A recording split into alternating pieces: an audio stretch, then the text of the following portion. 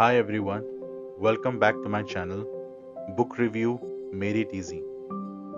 We have now reached to the final part of the book review, 3 things successful people do. If you have not seen my earlier 2 videos based on knowing your purpose and growing to your maximum potential, I have given the link in the description section for you to watch it. And today we are going to cover sowing the seed that benefit others. What are the best ways to make strong family relationships and take them on a success journey? Leadership expert John Maxwell says many people are now realizing that the hope of happiness at the expense of breaking up a family is an illusion. You can't give up your marriage or neglect your children and gain true success. Building and maintaining strong families benefits us in every way, including in helping us make the success journey. All of us have a blend of strengths and weaknesses in each area that makes us unique. And once you have a good understanding of how the other members of your family are designed, it becomes easier for you to be more sensitive to each other and to express love for each other. So, what are the steps to build a strong family? Express appreciation for each other, structure your life to spend time together, deal with crisis in a positive way, communicate continually, and share the same values. How do we deal with crisis in a positive way? We'll look into it in more detail. Step 1: Attack the problem, never the person. Always try to be supportive of each other.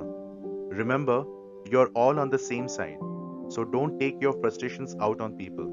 Instead, attack the problem. Step 2: Get all the facts. Nothing can cause more damage than jumping to false conclusions during a crisis. So don't waste your emotional or physical energy chasing down a wrong problem. Before you try to find solutions, be sure you know what's really going on. Step 3: List all the options. This may sound a bit analytical, but it really helps because you can look at emotional subjects with some objectivity. Besides, if you had a problem at work, you would probably be willing to go through this process.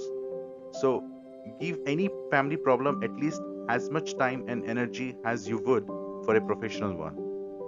Step 4: Choose the best solution. As you decide on a solution, always remember that people are your priority. So make your choices accordingly. To build a strong family, you must make your home a supportive environment. The second part of sowing the seeds that benefit others: who else should I take with me? The people around you determine your success or failure. The better they are, the better you are.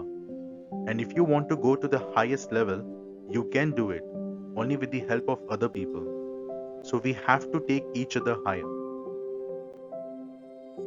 Here are the list of qualities to identify the people you want to recruit to take the success journey with you. You need to identify someone who can make things happen, who can see and seize opportunities, who can influence others, who can add value, who can attract other leaders, who can equip others, who can provide inspiring ideas, someone who carries a positive attitude, someone who can live up to their commitments, and overall have loyalty. And once you have written the names of several people you know who exemplify each characteristic, now look at your answers and see which names have been repeated most often. Pick the top 1 to 3 people, and these are the best candidates to take the success journey with you. How to take others for a life changing ride. Whether you have a gift for interacting positively with people or you have to really work at it, you are capable of mentoring others and lifting them to a higher level. You can help them to develop a roadmap for success and go on the success journey with you as long as you keep growing as a person and a leader.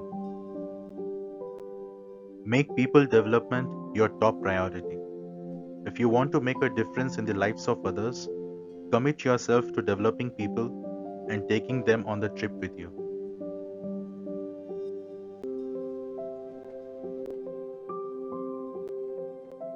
Develop relationships before starting out. Mentors make the common mistake of trying to lead others before developing relationships with them.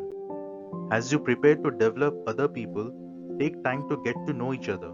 Ask them to share their stories with you, their journey so far. Now it's time to develop a strategy for mentoring the people you selected in the earlier exercise. Use the following grid to brainstorm how you can develop the people around you. Mention the name of the person, the greatest strength, the areas to develop, and the relevant resources to share. To begin your mentorship journey, you can follow the Hebrews method. On the job training built on relationships and common experience. The model looks like this. Step 1, I do it. Step 2, I do it and you watch. Step 3, you do it and I watch. And step 4, you do it. To begin with, first I learn to do the job. I have to understand the why as well as the how. And I try to perfect my craft. I do it first.